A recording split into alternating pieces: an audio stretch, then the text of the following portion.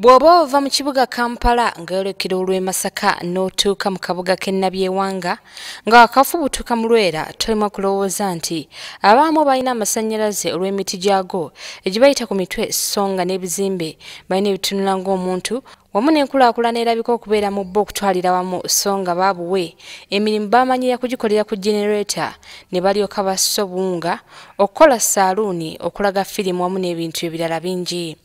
Olw'okuba okuva edda n'edda ebitundu byonna ebyetoolodde akabuga kano byonna birina amasannyalaze, abatuuze baako kye baba baasalawo okwekolamu omulimu bakuŋŋaanye ssente era ne bazikwasa omugagga w'e Kampala Joseph Ssentamu abongerezeeko ezize bw'atyo abasikira amasannyalaze olubawuna okizikiza.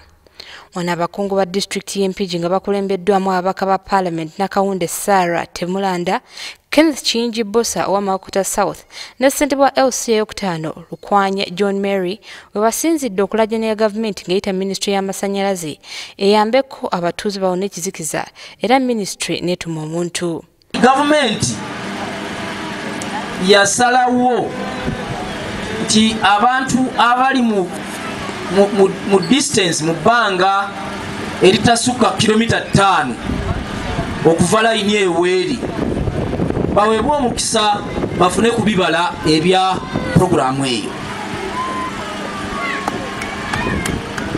Ne tusuubira nti Nabyewanga etaweza na kilomita 1 tesobola kusubwa.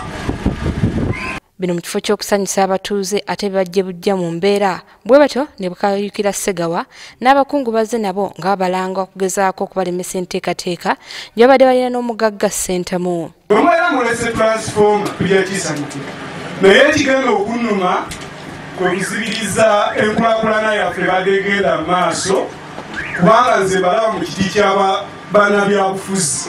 Bino bitabudde Ssegawa era n'alagira Lukwanya ne bakulembeze banne Mpigi okutuula baddemu okwekennenya ebitundu ebiri obubi ennyo biweebwa omukisa okusooka okufuna amasannyalaze. Oluvannyuma abakulembeze beetondedde abantu olw'okugezaako okutaataaganya enteekateeka zaabwe mu butane.